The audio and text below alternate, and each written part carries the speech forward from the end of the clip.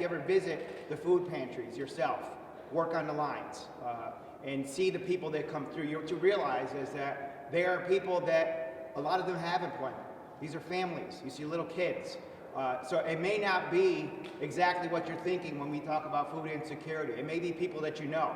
It may be people that live on your street.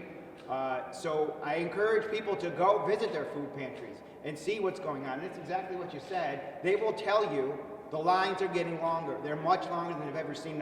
Since the time I've been going, I've seen these lines get longer. And sometimes, even when the weather is cold, and I know with street soldiers in Schenectady, we are literally in a parking lot to do this work. And some days it's so cold that you can barely stand out there, but people are still coming because they have a tremendous need. They have to provide for their family, and this is the way they do it. So when we talk about these programs and the impact that they have back home, this is a very real impact.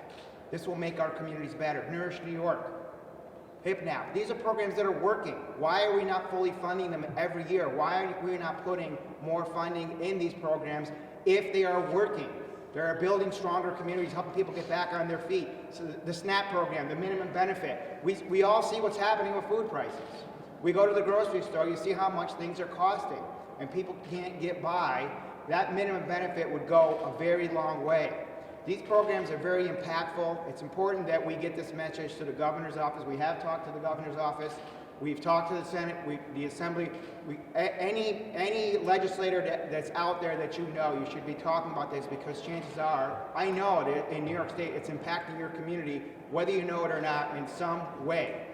I got to thank the Food Council, the Schenectady County Food Council. I'm so privileged to be a part of it.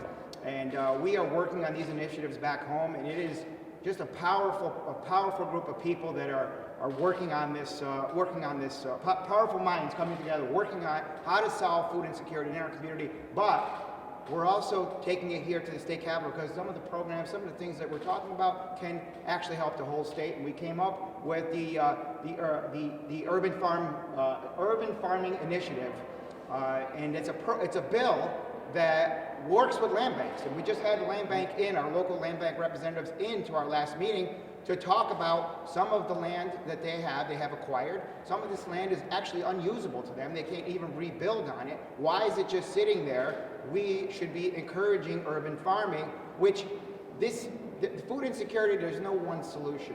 There's going to be a number of different things that go into the solution. So every little piece that you can add to this will help get us there. And growing our own food, whether you're in a city area or in a rural area, is important. It's a skill that people want to learn. I know in the schools they're teaching this now, and kids are so interested. Why not have that available to people to provide this opportunity for startup farmers? And we got a great group of people that are ready to provide grants for startup farmers once we have the property. So it's a program that's coming together that can impact all of New York, and that's why I have the bill. That's why I introduced the bill. I know we're talking to at least one senator that's interested in the bill on the Senate side, so I'm very excited to see that this is going to come out of our group, something that we talked about. But there are programs like this where we start to think outside the box. How are we going to solve the food insecurity problem? There's no one solution. These programs are very important to help the universal school meals.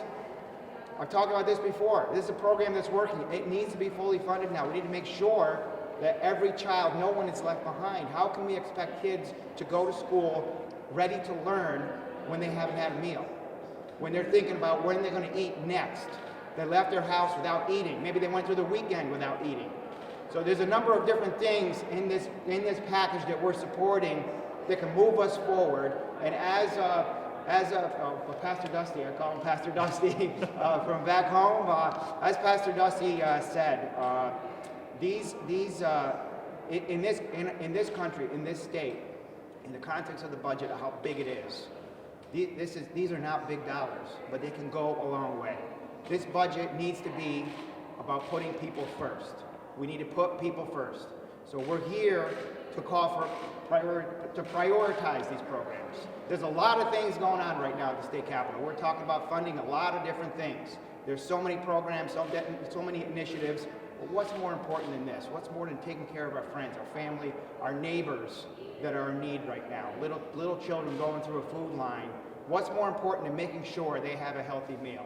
There should be nothing more important than that in this state budget. So I'm here to support my colleagues. I want to thank everybody for coming up here. I know it's a long way, but it's important. We're going to keep pushing this message.